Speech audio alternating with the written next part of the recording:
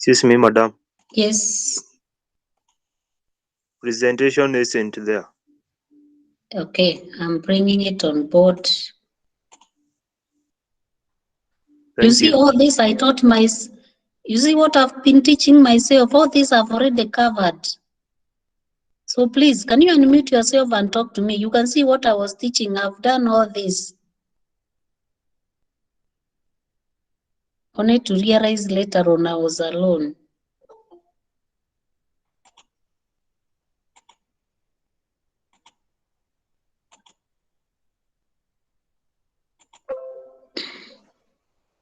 So then let me go back again. I think I just have now to start from the scratch.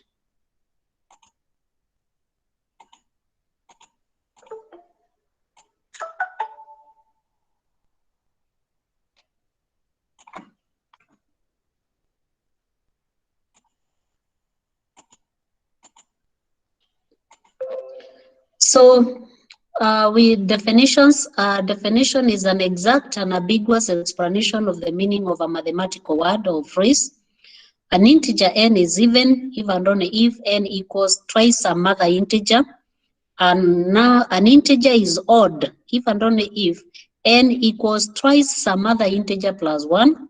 Two numbers are consecutive if a and b are consecutive, if b can be written as a plus 1. Then I was explaining what are prime numbers or prime integers. A number is prime if the only factors it has is a 1 and itself. So for example, 2 is a prime number or a prime integer because the only factors of 2 are 2 and itself. If a number is not prime, then it is composite. That means it can be decomposed. It can be factored into two other integers. For example, 6. 6 can be written as 2 times 3. So 6 is a composite number.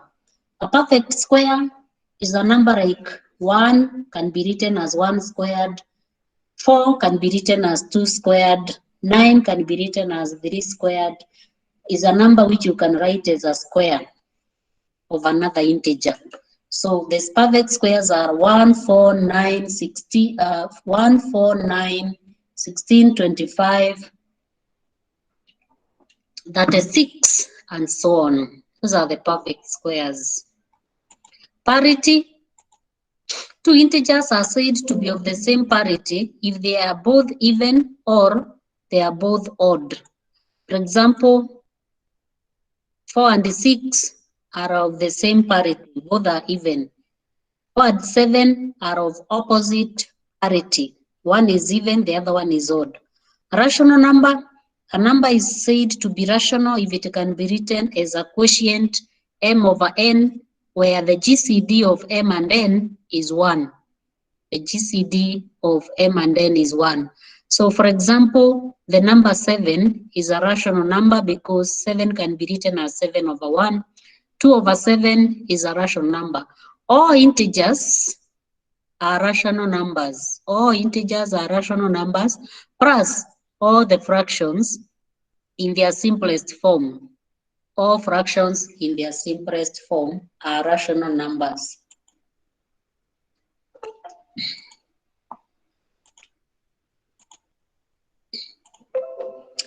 Then divisors. If a number is not rational, then it is irrational. Divisors. If you have A and B, then we say A divides B, and we write it with this kind of notation. If B can be written as a multiple of A for some other integer C.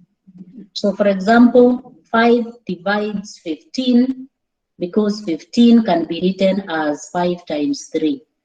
8 divides 32 because 32 can be written as 8 times 4. 6 divides negative 6 because 6 can be written as negative 6 times negative 1. 6 does not divide 9 because there is no integer C for which 9 can be expressed as a multiple of 6. And we write 6 does not divide 9 with this notation. Then we define what is a theorem in mathematics, because most of the proofs that you will do, most of them are theorems. So what is a theorem? All of us are aware of the famous Pythagoras theorem. So what is a theorem? A theorem is a mathematical statement that is true and it can be proven or has been proven to be true. In mathematics specifically, a theorem is reserved for statements that are considered very important in mathematics. A theorem can also be called a mathematical fact or a mathematical result. Then you demonstrate that a theorem is true by giving a mathematical proof. Apart from theorem, we have something else we call a proposition. A proposition is a theorem, but of lesser importance. It is a mathematical fact, but it is not as very important as a theorem. A proof is a valid argument that establishes the truth of a theorem. The statements used in a proof can include axioms. Axioms are properties, or postulates, which are a statement we assume to be true, the premises, or any other given facts, or any other given fact or theorem. Axioms may be stated using the primitive terms that do not require us to define them, but in case you are proving and there is something that you need to prove, you should do it in the process of proving. So we have a theorem, we have a proposition, then we have a lemma. A lemma in mathematics is still a theorem, but this theorem is used to build up another theorem. So a lemma is a theorem whose main purpose is to help prove another theorem. Then we have what we call a corollary. A corollary is a consequence that follows from a given theorem, is a consequence of a theorem, and its proof is always much easier. A conjecture is a mathematical statement that is yet to be proven. Then we have now, with all those definitions, we can go to methods of proof. We have what we call the trivial proof. Trivial proof is basically a proof that is obvious, very trivial. It's like obvious. If we know Q is true, then the conditional P implies true is is always true regardless of the truth of the value of P. So as long as you know Q is true in a conditional statement, it doesn't matter what P is. That kind of argument which you use to say that the statement is true is called trivial proof. For example, prove this statement. If there are 100 students enrolled in this course this semester, then 6 squared is 36. If P, then Q. Q here is 6 squared equals 36. We know that this is true. It doesn't matter whether P is true. This overall statement will be true. So this statement, prove the statement, if there are 100 students enrolled in this course, then 6 squared equals 36. The assertion we say is trivially true. Since the conclusion is true, independent of the hypothesis. P is the hypothesis. Then we have another method of proof we call Farkas proof. If P is a conjunction of another hypothesis, and we know that one of these two hypotheses is false, then P is false, and so P implies Q we say is factually true regardless of the truth value of Q. For example, prove the statement that if 6 is a prime number, then 6 squared is 30. 6 is not a prime number, so the hypothesis, which is P, is false. Therefore, this statement is factually true even if the conclusion is also false. So focus proof employs the fact that if P is false and you have P implies Q, then if you remember when we were drawing the table for the conditional, we had this. We talked of T, T, F, F, T, T, F, T, F. Then P implies Q was coming to T, F, true, true. As long as you know that P is false, it doesn't matter what is in the Q. A conditional will always be true. And if you remember this table, we said these are factually true.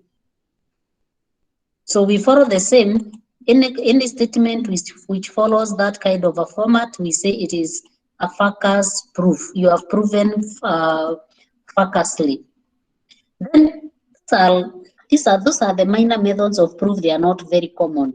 We have what we call the direct proof. This is one of the main methods of proof that is employed in mathematics, and I hope that to be able to break it down into the simplest possible. Direct proof, we have basically what we call the direct proof and the indirect proof. In direct proof, mostly a direct proof proves a conditional statement, P implies Q. In mathematics, conditional statements are mostly proved using the rule of inference we call modus ponens. Modus ponens says if P, then Q. P, therefore Q. So in direct proof, we follow this. You give me a conditional and you want me to prove it, then you want me to prove, you tell me proof what? You give me a conditional. If dash dash dash, then dash dash dash, proof. Then you come here and you say the proof would be, the first thing is you assume P. Modus ponens, you are supposed to assume P is true. Assume P, then you put some, let me call it mix. You put some arguments here. Remember what is a proof? A proof is a mathematical sequencing of axioms. Remember what we defined, what is a proof? Is a valid argument that establishes the truth of a theorem. So inside, after you assume P, you are supposed to bring some properties of or some other known facts until you conclude Q. You bring some of your own knowledge, bring some of your own knowledge in between after you assume P is true. Bring in some of your mathematical knowledge, which includes definitions, the ones which I gave you, until you are able to conclude in maths that Q holds. So we have modus ponens. If P, then Q. Proof, assume P, and put some arguments in between until you conclude Q.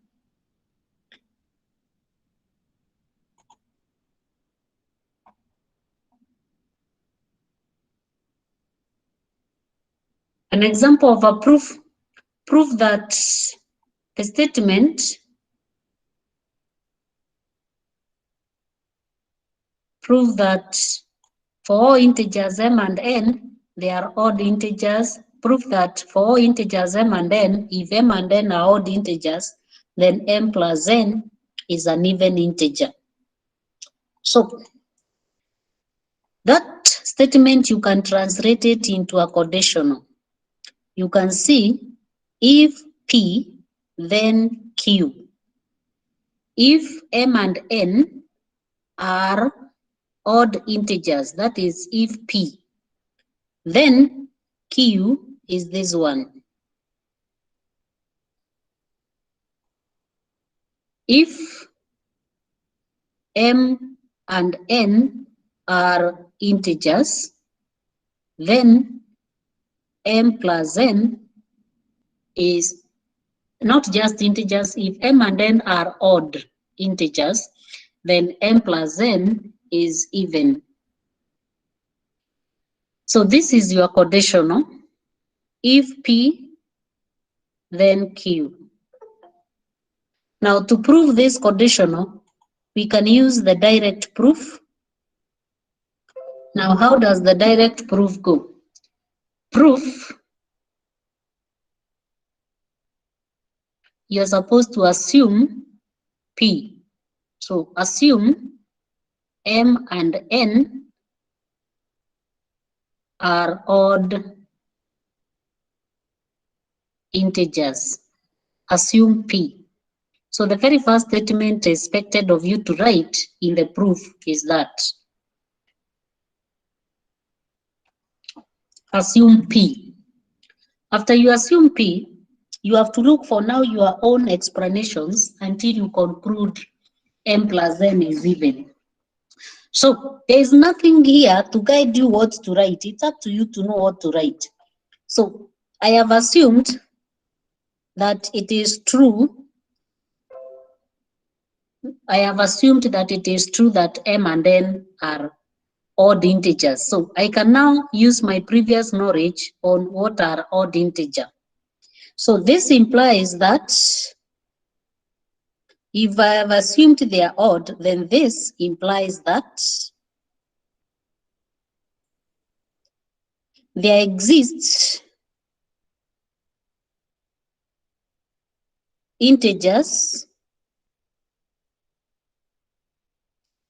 let's say a and b, such that m can be written as 2a plus 1 and n can be written as 2b plus 1. This one, I have used definition of an odd number, definition of an odd integer. You have told me they are odd, then I use that definition to rewrite m and n. This implies that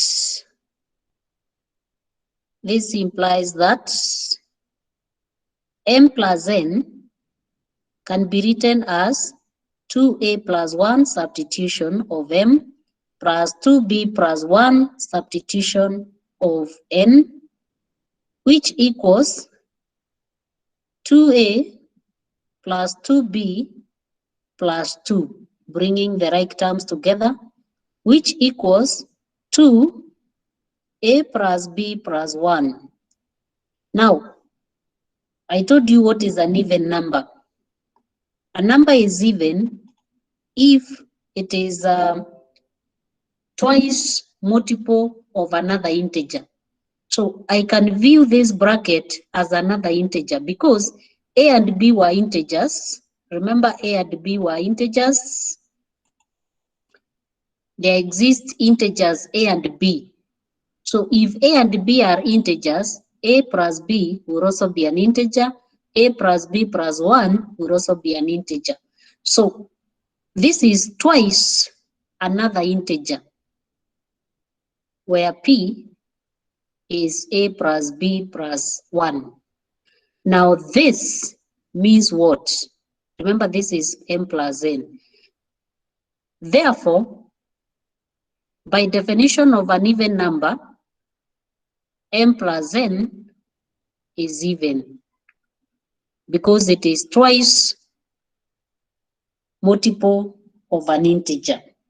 And there ends your proof. Now that proof, I have used a lot of wording. The word implies in logics is a conditional simple. So whenever I have implies, I'll write that. Existential quantifier. When you want to say in maths there exists, you don't have to write this. You just write the simple, there exists. There exist integers a and b. I don't have to write this word in mathematics. You just say there exist integers a and b. That already says integers a and b. So let me now rewrite this proof without all that wording. I rewrite the same proof without all that wording. Proof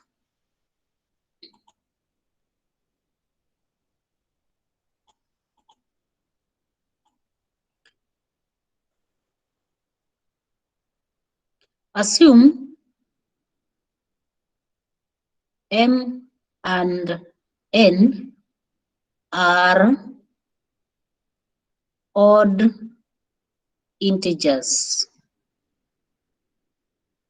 They are odd integers. That's your first statement. This implies, you use that simple. This implies that there exist integers a and b, or what I've said is that this implies that there exist integers a and b such that that is acceptable in maths. S dot t means such that. Another simple which is acceptable in maths for the same, such that is also written as that, such that.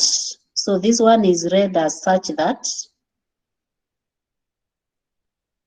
So this implies that there exist integers a and b such that m can be written as 2a plus 1 by definition of an odd number. N can be written as 2b plus 1, like that.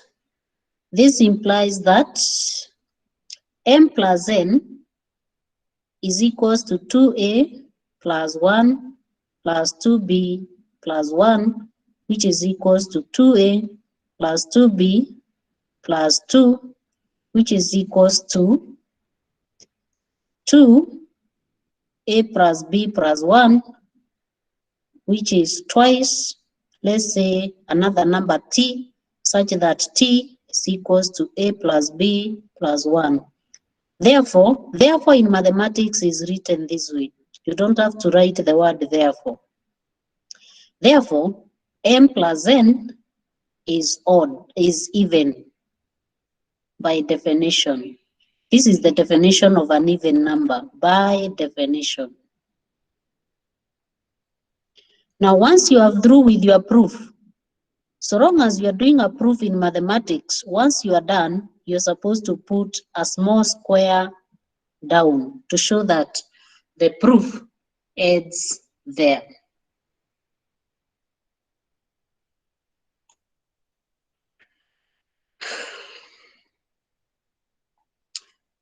Next, show that the sum of two even integers is also even. The sum of two even integers is even numbers is even. That does not look like a conditional, but if you look at it, this is a universal conditional statement. That is, for all even numbers, if for all numbers, if x and y is even, then x plus y is even. So it's up to you to rewrite that statement for you to show that it's actually a conditional statement. So what are we proving?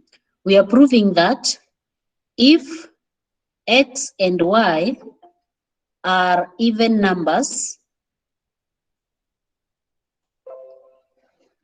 if x and y are even numbers, then the sum is also even. So this is a conditional. If P, then Q. Proof. Assume P. Assume X and Y are even. Then put your own understandings until you conclude the sum is even. This implies that there exist integers A and B such that X can be written as twice A by definition of an even number. Y can be written as twice B by definition of an even number, which implies that the sum X plus Y can be written as 2A plus 2B, which can be rewritten as 2A plus B, which is the same as 2K, where K is A plus B. K is also an integer. So this, if you check this is the definition of an even number. Therefore, X plus Y is even by definition of even numbers. The definition I'm talking about here is this one. This is the definition of an even number. Then you put a square once you are done to show that you are through with your proof. Show that the square of an odd number is odd.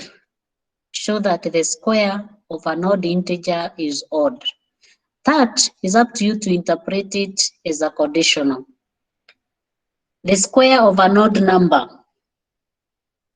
If X is an odd integer, then n squared is also odd. The square of an odd number must be an odd number. Proof. Assume X is odd. Put your own meat. This implies what? That there exists some other integer, call it A, such that X can be written as 2A plus 1 by definition of an odd number, which implies that X squared can be written as 2A plus 1 squared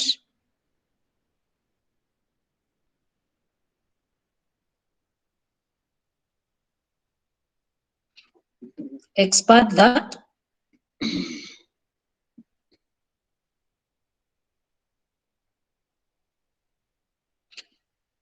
this can be written as twice 2A squared plus 2A plus 1, which I can write for simplicity as 2W plus 1, where W is 2A squared plus 2A.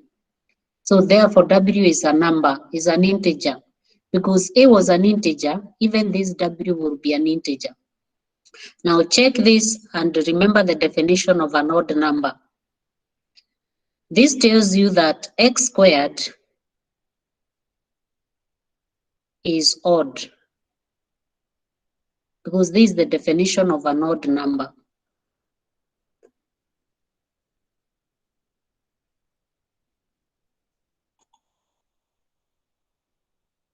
Show that the product of two odd integers is odd.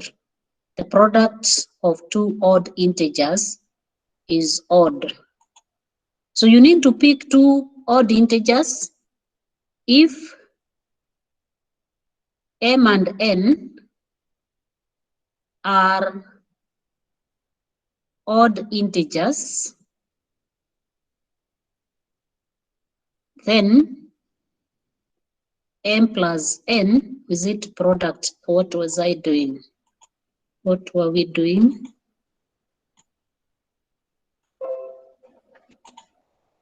show that the product, then the product m times n is odd.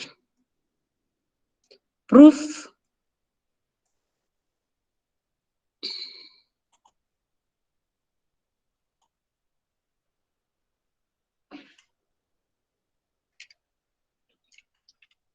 I'm looking at this list because I need somebody to give me how to go through it. I'll write as you tell me. Who is willing to give us the proof as I write?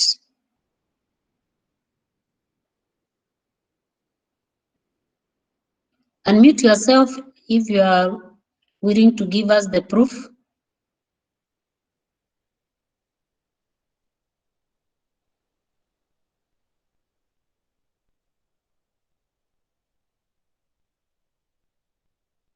Hey, now you are guys, you are left in.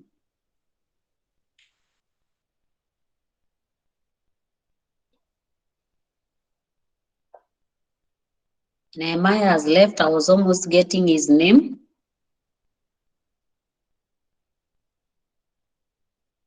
Purity Tanui, can you give us the proof?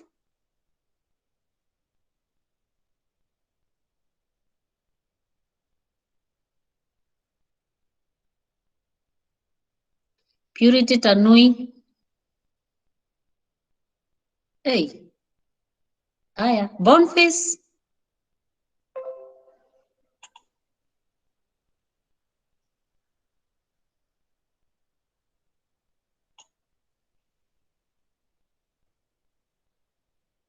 Wainaina Kiado.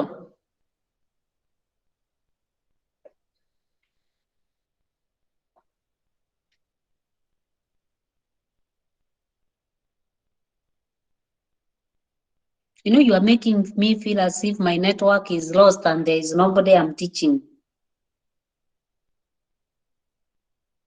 Mwangi Faith.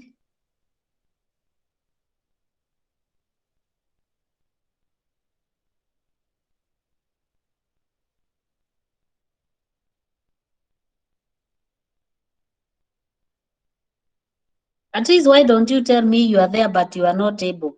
You know, it is not courteous when you just keep quiet. Angela?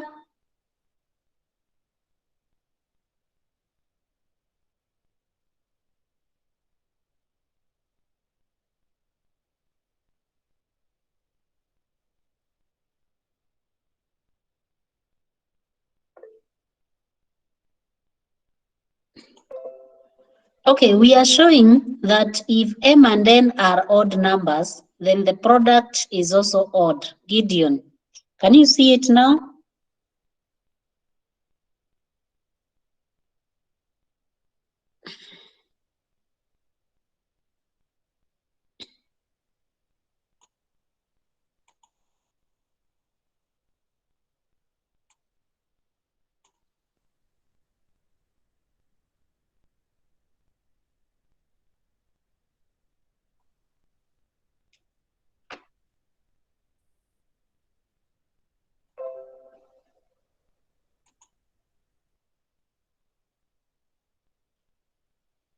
Are you guys in class?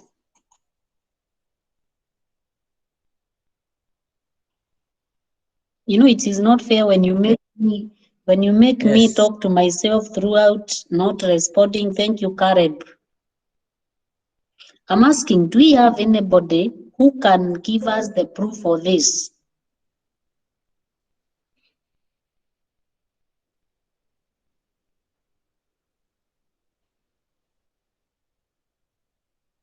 Then why don't you tell me if you're understanding?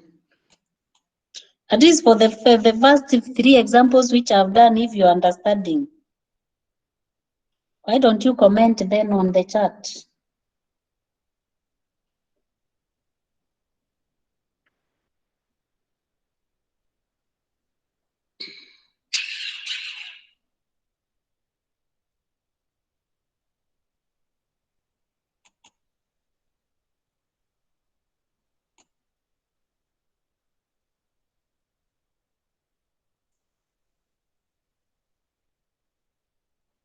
Are you telling me that you guys, all of you, cannot even unmute to tell me whether you're understanding?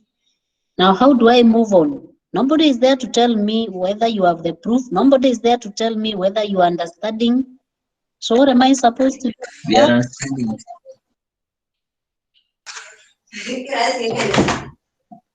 We are understanding. Thank you, Kareb. At least you have talked for yourself. What about the others? Kirui Dongo has given us an output. That is good. You know, you guys, I hope what I'm thinking is not what is happening. That you are just somewhere listening and doing nothing. Because I was expecting probably maybe you even have a notebook where you are, something like that. Okay. Anyway, allow me to go on because you are not helping me. So how will I help you if you are not helping me? But I'll tell you that that is to your disadvantage because when you don't speak, I'm not able to know what is going on behind the curtains. I cannot tell whether you are understanding or whether you are not. If you are not attempting, I can also tell. So overall, it works to your disadvantage. I'm trying to give you an opportunity to contribute, but you are not taking up the opportunity. Anyway, so let me just go on. So if m and n are odd integers, then m times n is odd. Assume m and n are odd. Then this implies that there exists integers a and b such that m can be written as 2a plus 1, n can be written as 2b plus 1, m times n will be 2a plus 1 times 2b plus 1, which is equals to 4ab plus 2a plus 2b plus 1, which is equals to 2ab plus a plus b plus 1. This is the same as 2t plus 1, where t is 2ab plus a plus b. T is an integer. Therefore, m plus n, m times n is odd because this is an odd number, definition of an odd number.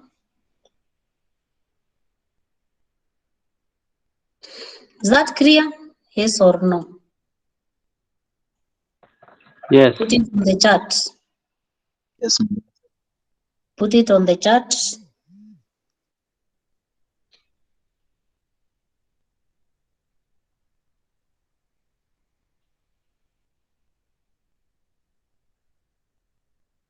Okay, thank you for that response. So we repeat the same number. So I need Aaron. Aaron, please.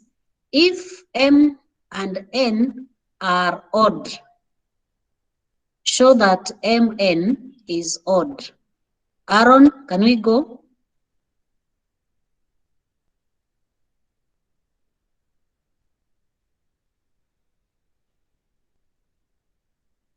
Aye.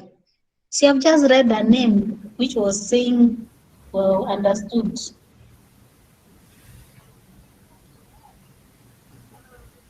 M Mm-hmm. equals The first thing is if P, then Q. You are supposed to assume P. So what is the first statement?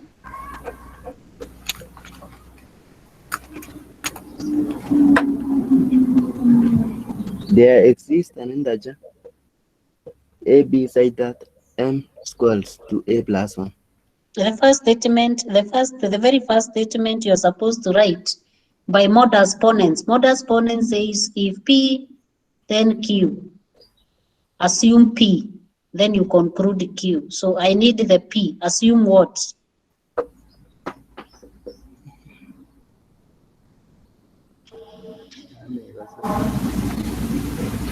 Okay, let's get another person.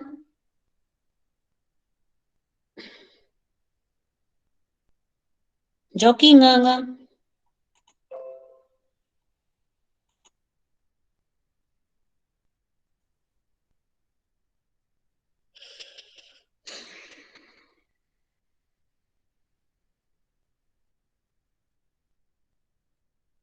Can I get somebody who has understood what we are doing? You've said we assume that M and N are odd. Thank you, Angela. So assume M and N are odd. M and N are odd. That's correct.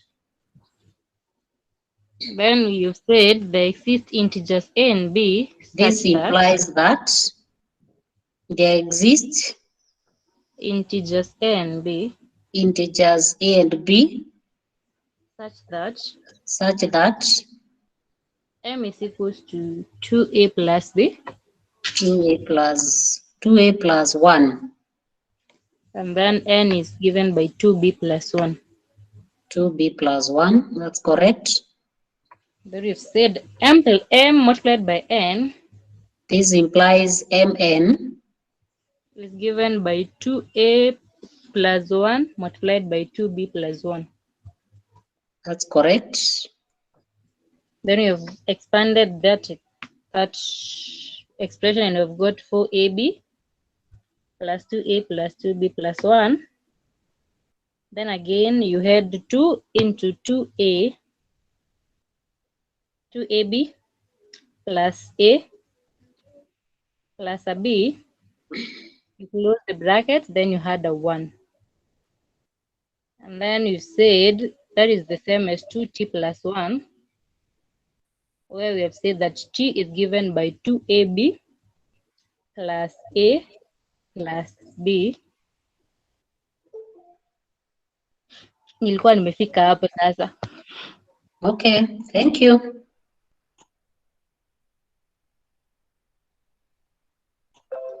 So this implies that this sentence says that T is an integer. T is an integer.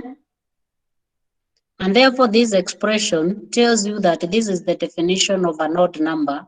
Therefore, Mn is odd. Mn is odd.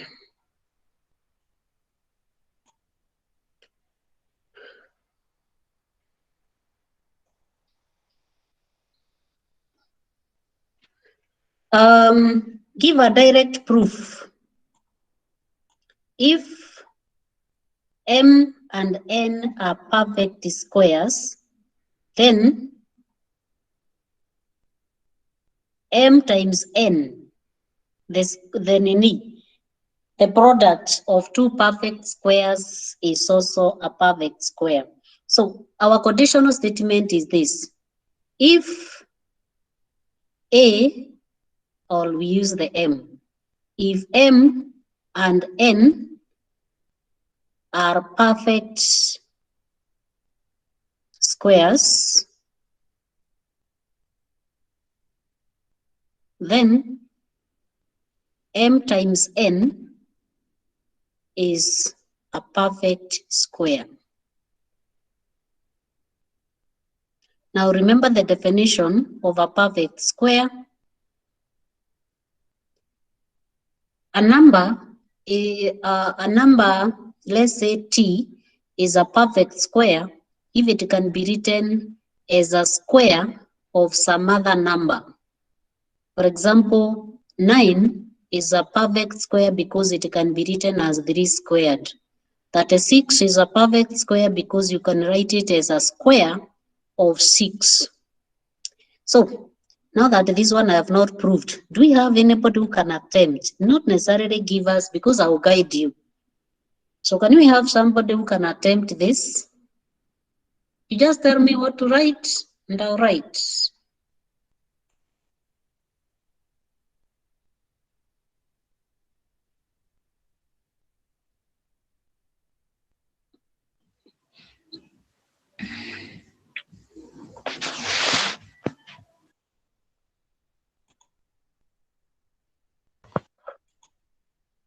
Karaoke, do you want to try?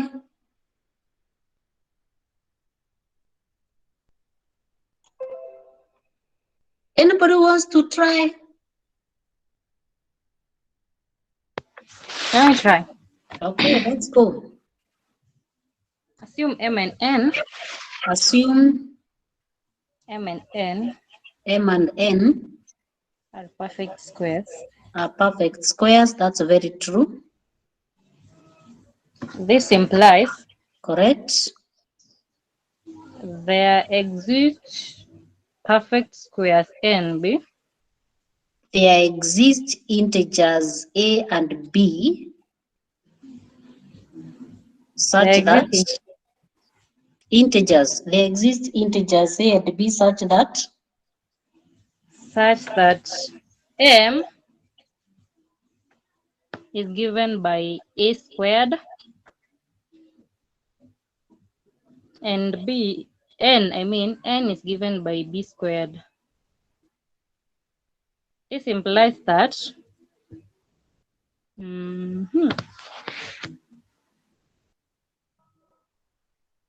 let's see, this implies M, that the product Mn yeah, is given by A squared times B squared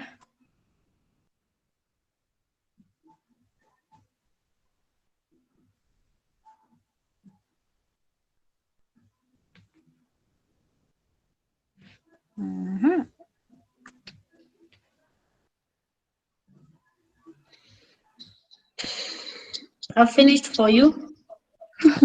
Thank you. So Mn is a perfect square. Thank you.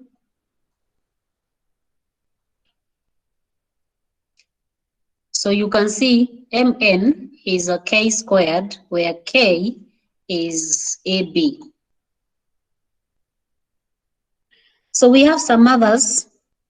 So I'll leave you for, because I've done several, you have now to go and read the others, and those examples which I've given there are not enough. You will have to go look for as many examples for yourself as possible. So I've exhausted on the direct proof, because once you know direct proof, 90% of proofs in mathematics are direct. 90% of proofs in maths are direct.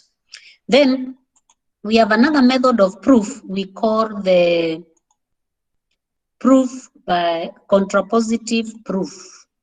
Contrapositive proof. If P, then Q. What is the contrapositive of that conditional? Somebody to unmute. What is the contrapositive of that conditional?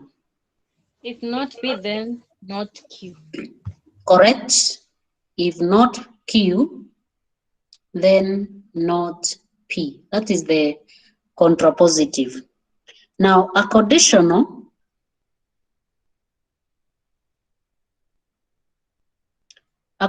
statement and its contrapositive are logically equivalent. They are identical. And we write P implies Q is logically equivalent to not Q implies not P. Now, sometimes in mathematics, you will find that if you are given the condition of P implies Q, you try and do the direct proof. It might not work. You reach a dead end. So the other thing to do is try and prove the contrapositive. If you cannot prove the conditional, reverse the statement so that you rewrite the statement and prove the contrapositive. You have not have changed the question, but you have to state that you have now you have to state that you are not proving the conditional, you state that you are proving the contrapositive. So if you want to prove not Q implies not P, so you now take this statement and do it like the direct proof. So if you give me not Q implies not P, modus ponens says assume. You are supposed to assume not Q, and you do some work there for yourself until you conclude not P. So once you rewrite the statement, just follow the same format as for direct proof. That method of proof, we call it the the contrapositive proof, but it is still a direct proof.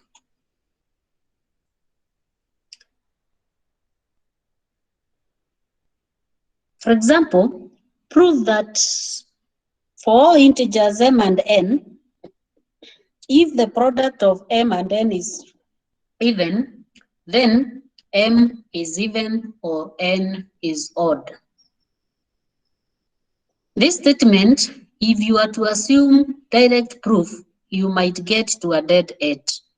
So what we do is you write the contrapositive of what you are given. Contrapositive means you negate this part if m is not even or n is not even. So the negation of or becomes add. Remember negation? This is m is even or, so it becomes not m and not n. So if both m and n are odd, if both m and n are odd, then the negation of p, the product of m and n is even. So the product to be odd. So now you have if P, then Q, but it is actually a contrapositive of what you are given. So the first thing is you do assume P, assume these bits. Assume M and N are odd numbers. Then M can be written like this, N can be written like this, where A and B are integers. Then M times N, if you simplify, you'll get Mn is like this. So since Mn is twice an integer plus 1, then Mn is odd. Next, let A, B, and C be integers. Now this is direct proof. It is not, this is direct, not contrapositive. Think this is misplaced. This is direct proof, not contrapositive proof. If A and B are integers, if A divides B and B divides C, then conclude A divides C. That's a direct proof. I'll still go through it, not contrapositive. If A divides B and B divides C, then A divides C. If P, then Q. Assume P.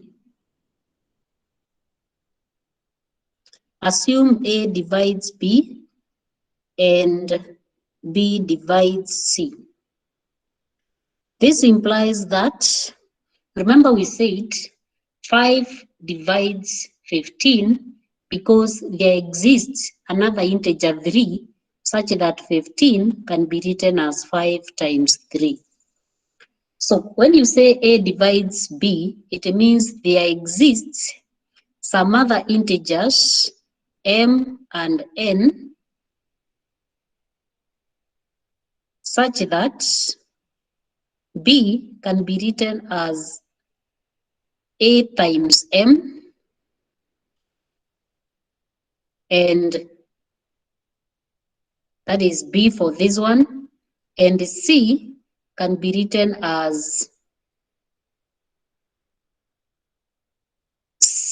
B times N.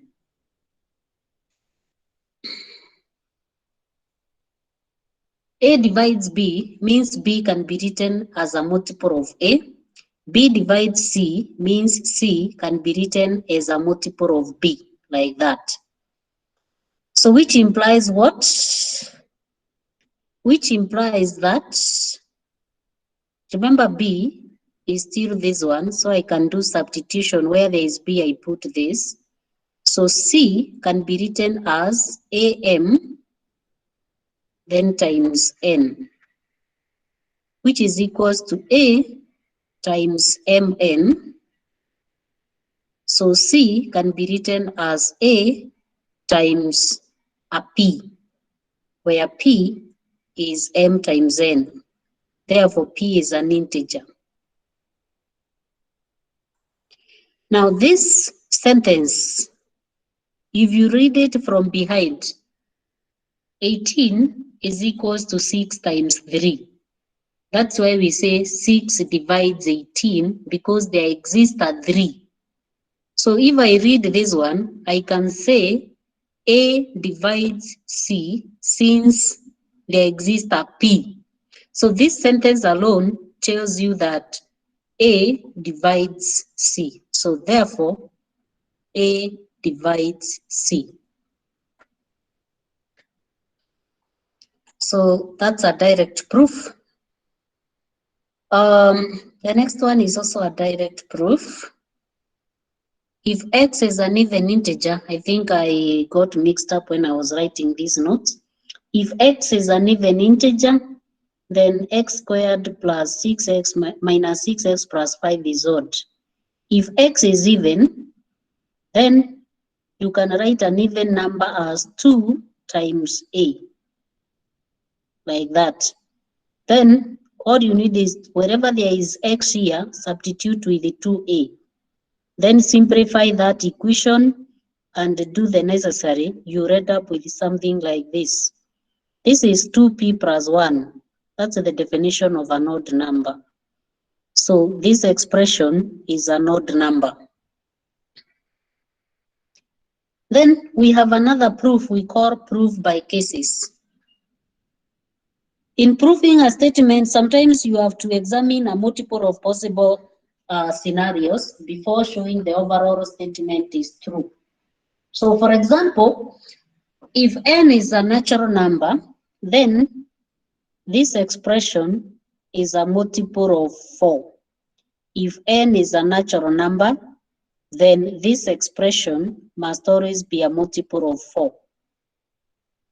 Now, assume n is a natural number, that is, assume p. But after you assume n is a natural number, it can either be even or odd. So you have to consider the two cases separately. If n is even, what will happen? Suppose n is even is our case 1.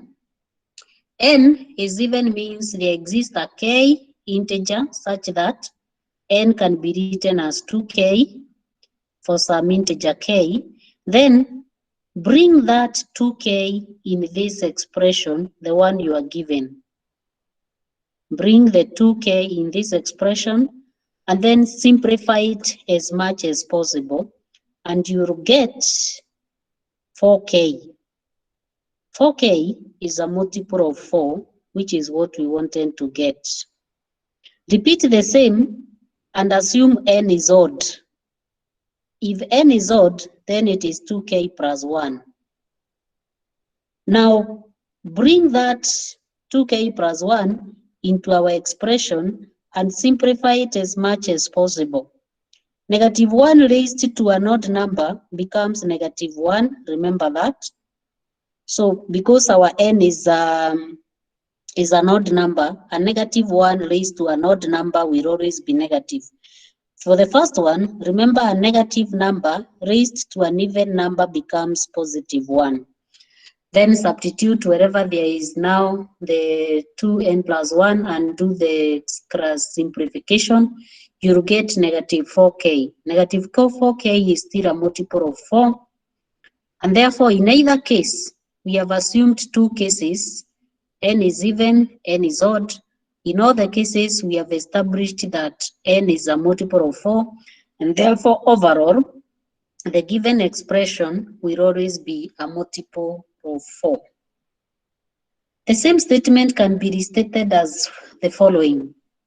Every multiple of 4 can be expressed in this form. If you are to write this in a conditional form, the proposition will read as follows. If k is a multiple of 4, then there exists a natural number n for which this expression equals k. So now this is a conditional statement which you can prove using model exponents. So assume k is a multiple of 4. That means there exists some integer a for which k can be written as 4 times a. Then we must produce a natural number for which this expression gives a k. Now to do this, you have to do this by considering the different scenarios depending on whether the a which you assumed is positive or negative or 0. Case 1, suppose a is 0. If you assume a is 0, remember k is equals to 4a. So k becomes a 0, and we have this expression becoming a 0, and therefore 4 times 0, that is 4a, 4 times 0 will be your 4a, which will be k equals 0. Then next you assume, suppose a is positive. A is greater than 0 means a is positive, which is a natural number. Also, n is even. So this part here, when negative 1 is raised to power an even number, you'll always get a 1. A negative raised to an even number, you get a 1. And therefore, you have this expression simplifying to 4a, and you still get our k. And you do that in all the cases. No matter what you have picked, we have established that k is always a multiple of 4, implies there exists a positive or a negative or a 0 natural number for which this expression will give you the k. Those are different ways of handling proof by cases. Another one, show that if an integer n is not divisible by 3, then n squared minus 1 must be a multiple of 3. Assume p, let n be an integer that is not divisible by 3. When an integer is not divisible by 3, for example, 7 is not divisible by 3 because we have 2 remainder 1. 11 is not divisible by 3 because you have 3 remainder 2. Anytime you divide a number by 3 and it is not fully divisible by 3, it means the remainder is always a 1 or a 2. If you divide a number by 5 and it is not divisible by 5, then the possible remainders will either be a 1 or a 2 or a 3 or a 4 and so on. So when it is divided by 3, the remainder should either be a 1 or a 2. Hence, the n, which was not divisible by 3, can either be n will be 3 times a certain integer plus 1, or, for example, 7 is 3 times 2 plus 1, or the n can be some 3 multiple of 2, a multiple of 3 plus 2. For example, 8 is 3 times 2 plus 2. So all the time you'll get an equation which is either plus 1 or a plus 2 for the various values of n that are not divisible by 3. Case 1. Suppose n is a number which leaves a remainder of 1, because this is what it means. Suppose n is a number that gives us a remainder of 1. Then remember what we are supposed to prove. Then n squared minus 1 will be what? Remember our n is 3q plus 1. So you put 3q here, 3q plus 1, put it there and square it. Subtract 1, simplify, you'll get this. This, you can factorize 3 out and you'll get a multiple of 3. That's what we needed to conclude, that the number you get is a multiple of 3. Case 2, suppose the remainder is a 2. Suppose n is a number which gives us a remainder of 2. Then n squared, you put the n here, 3q plus 2 square it, subtract 1, will give us this expression which you can factorize 3 out. This is a multiple of 3. So in both cases, we have showed that n squared minus 1 is a multiple of 3. I want you to notice that since I started doing these examples, there is nowhere I have picked a specific example. There is nowhere I've picked a specific example and illustrated. Because I've realized if I pick examples, you are told to prove something, you go to the exam and you start picking examples. When you are doing the exam on set theory, and you are told to prove, for example, that A intersection B complement is equals to A complement union B complement, some people went ahead and saying, suppose A is the set, they came up with their own sets, 1, 2, 3, blah, blah, blah. They came up with their own set. B. In maths, if you do this, I even don't bother looking at your work. Because in maths, that's why we are now doing methods of proof. You cannot prove a mathematical fact by an example. You can never prove, and I repeat, you can never prove a mathematical fact by an example. Never. So immediately I see you have given me an example, I even don't read your answer. I just cross it. I don't mark it. We just cross, meaning it was not even checked because you attempted the question wrongly. Nevertheless, you can have a question that tells you verify. That's very different. If you are told to verify, it's not the same as proof.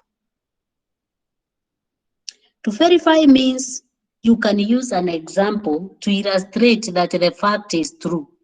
So if I tell you verify the Pythagoras theorem, that is not the same as prove the Pythagoras theorem. No.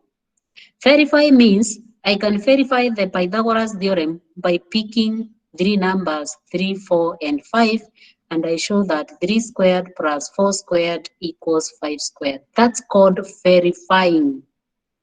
That is not proving. Remember that. That is why throughout this, since I started, there is no way I've given you specifics. Because I don't want you to say that the teacher showed us this one using a specific example. Nevertheless, if you go to any of these examples, pick particular cases, you'll find that whatever we have done here will be true. And that is what I'm avoiding. If, for example, if 3 divides 6 and 4 divides 8, then what we are saying is that, no, I need 6 here. 6 divides 12. A divides B, B divides C. If A divides B and B divides C, then 3 must divide 12. You can see it is true, but I never picked this example. Because the proof required, we say it's algebraic proof, not an example. This kind of proofs, we say you prove using unknowns. You prove using unknowns or arbitraries. Arbitraries. Arbitraries. You prove using representatives. So that when I say if A divides B and B divides C, then A divides C. It doesn't matter what A is or B, whatever it is, or whatever C is. All these are representatives, represent all the possible scenarios that are there for numbers. So please remember, never prove by example. Nevertheless, you can disprove. This is different. You can disprove by an example. And this one we have already done. We said this one you give a counter example. You disprove by giving a counter example. And in most cases, where you are supposed to disprove, it will be very clear. You'll be told give a counter example to show that the following is not true. So you just pick an example and you show that the proof is not there. You are disproving. All men are liars. All men are liars. Proof. If you are to prove this statement, we know that not all men are liars. So you just pick a particular John is not a liar. John is not a liar, so the statement is false. You are disproving, so the statement is false. If you are showing a statement is false, just give an example where it is false.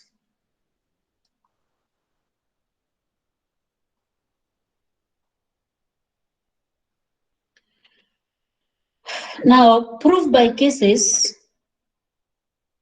For example, when you are proving A intersection B is equals to A intersection B complement is equals to A complement union B complement. This proof has two steps. You prove that A intersection B complement is contained in A complement union B complement. And you also show that A union B complement, A complement union B complement is contained in A intersection B complement. If A equals B, then there are two things you must show, that A is contained in B and B is contained in A.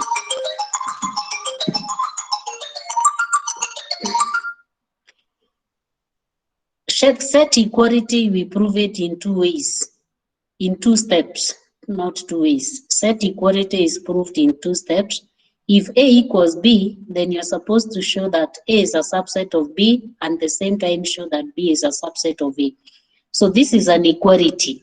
So you need to show that the left is contained in the right and the right is contained in the left. If you do the first part, if you do the first bit, you realize that the second bit is almost 90% similar to whatever you did in A. It is a copy paste, very minimal alterations are there in the proof. It's a similar case. So as long as you know how to prove this bit, chances are that this one is obvious. You will know how to prove this because it's a repetition of the first one. So when you are treating similar cases or in a proof, there is a shortcut that we follow, and this is the one which is here, so that you avoid unnecessary, tedious, repeated work.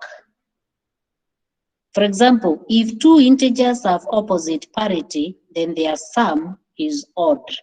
Parity is Are they both even or are they of opposite parity?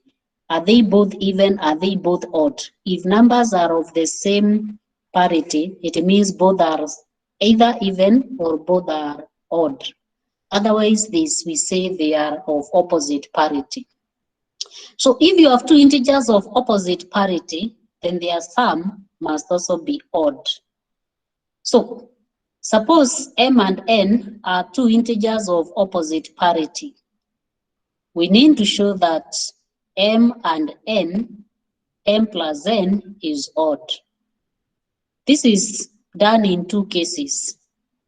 Suppose m is even and n is odd. What will be m plus n? Second case, suppose m is odd and n is even. That is the second case. So case one, suppose m is even and n is odd. This is an even number and this is an odd number.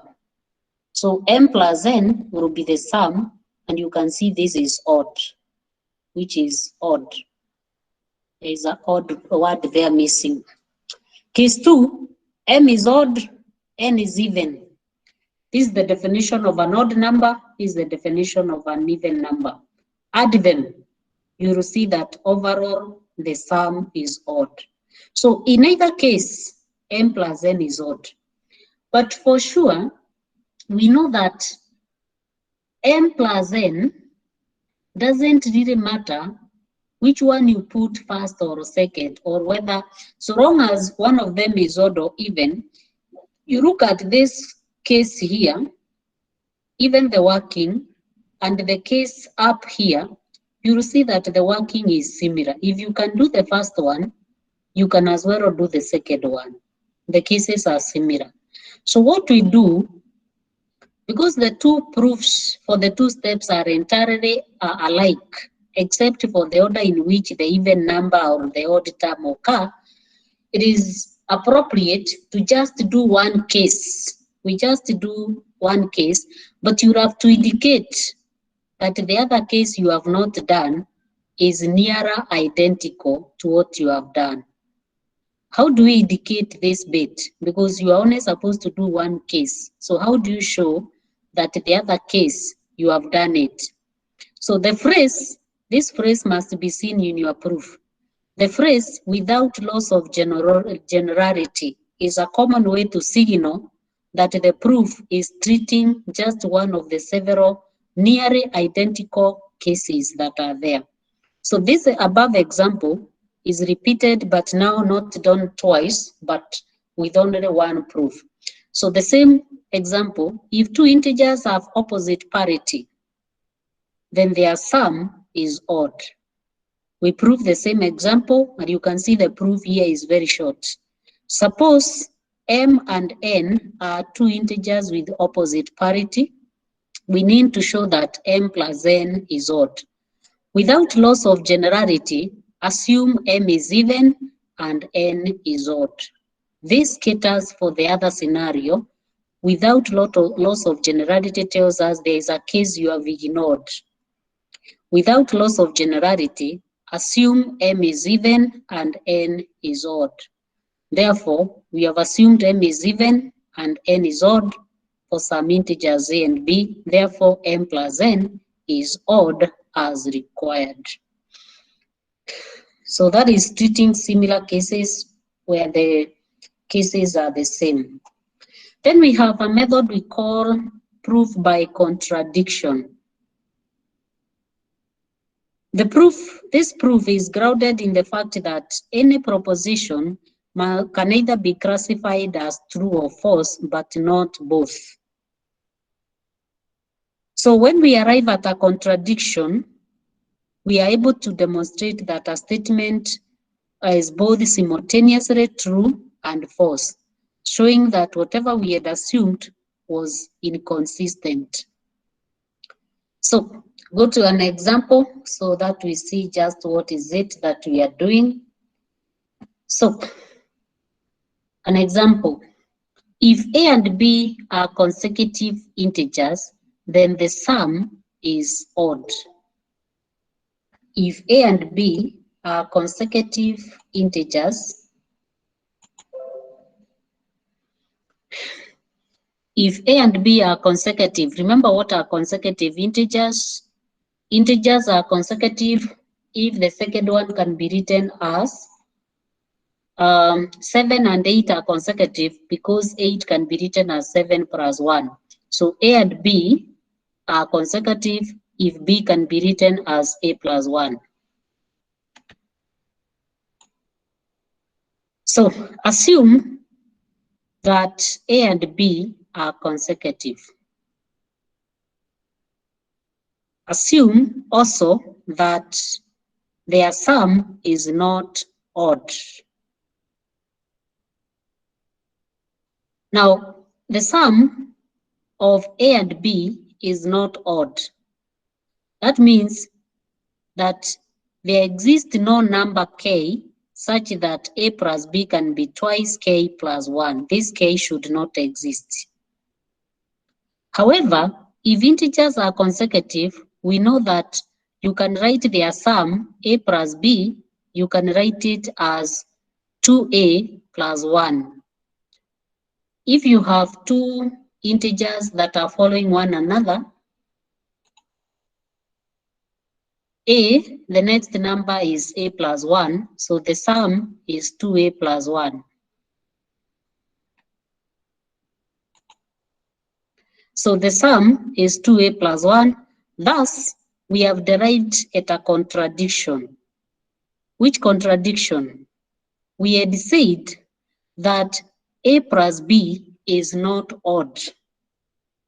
But we have also arrived at a scenario where A and B are giving us 2A plus 1, which is odd. So this is a contradiction of our assumptions. If we hold that A and B are consecutive, then we know that the sum A and B must be odd.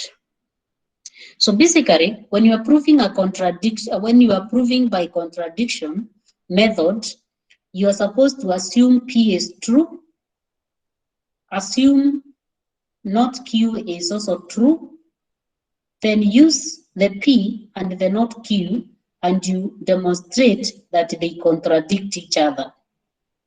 Assume P is true, assume not Q is true. These two statements should contradict each other. If they contradict each other, then you have proved the given statement. And another example, prove the statement if x and y are real numbers, 5x plus 25y equals 1723, then either x or y is not an integer. If 5x plus 25y equals 1723, then x or y is not an integer. Step 1, assume x and y are real numbers such that this sum holds. Next, you assume not q. Q is x or y is not an integer. Negate that to get no, not q. So you assume both are integers. Then you work with those two statements until you arrive at a contradiction. 5x plus 25y can be factorized into this expression. And since x and y are integers by the second assumption, this implies that 1723 is a number divisible by 5. It's a multiple of 5. Now the integer 1723, which has been expressed as a multiple of 5, is clearly not divisible by 5. This contradicts the assumptions that we had assumed that the expression that both x and y are integers.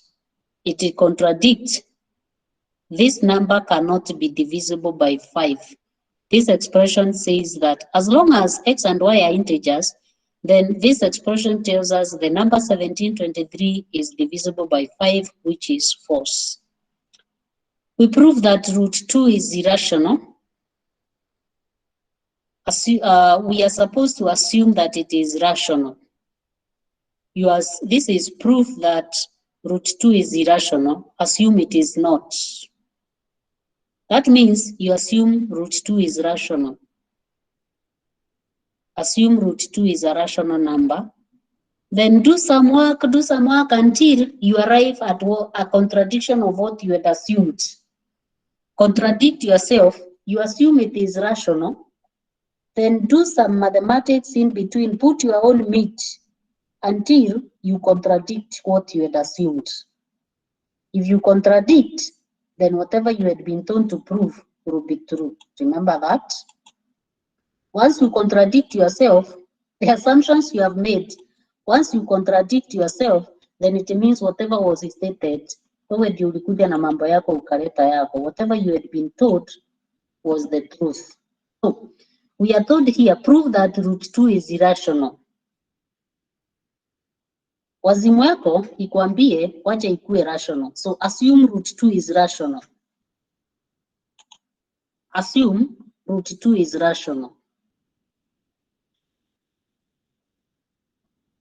Now, argue it in mathematics, and at one point, you will contradict what you have assumed. So, by definition of a rational number, it means that root 2 can be written as P over Q. Square both sides, you have 2 is equals to P squared over Q squared. That means that P squared can be written as 2Q squared, which are this. Now, from the same expression, P squared over Q squared is equals to 2. You can rearrange it and get this expression. Rearrange it and get Q squared is equals to P squared over 2. Which means what? That 2 divides P, and P is a multiple of 2. This is a 2 down here.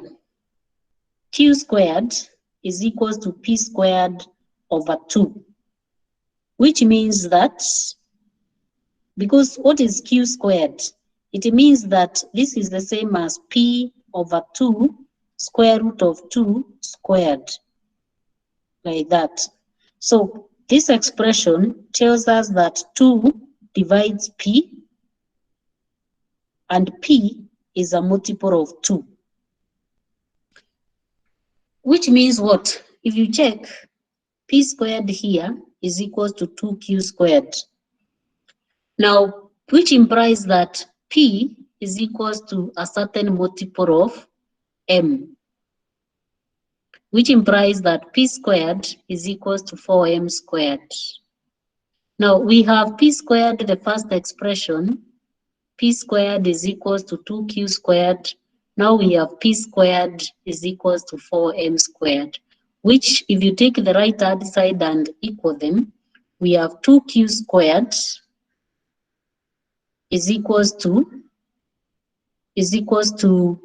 4M squared, equating the P squared, which implies that Q squared divided by 2 both sides, which implies that Q squared is equals to 2M squared. Now this is the definition of an even number, 2M squared. Anything which is a multiple of 2 means that Q squared is a multiple of 2. If Q squared is a multiple of 2, then it also means that Q is a multiple of 2. Now, remember the definition of a rational number. A number is rational if P and Q have their GCD should be 1. It means that these ones, they have nothing in common. A rational number can be written as P over Q, where P and Q have no other factor other than 1. So P and Q, here we have established that they have a common factor 2. Remember, P was a multiple of 2, and here we have Q is also a multiple of 2. So this contradicts our assumption of a rational number. We had assumed they were rational numbers. Rational numbers should not have any other divisor other than 1. Therefore, P over Q, as we had assumed, is not in accordance with our assumption. We have contradicted our assumption, and therefore whatever we had been given remains true, that root 2 is an irrational number.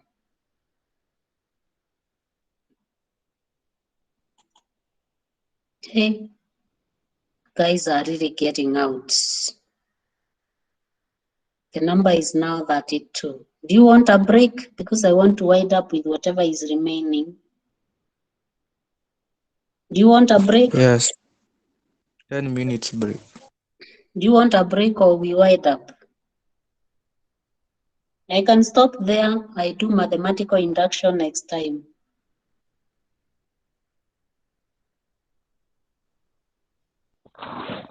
Yeah. Yeah, is which one? A break or we do it next time?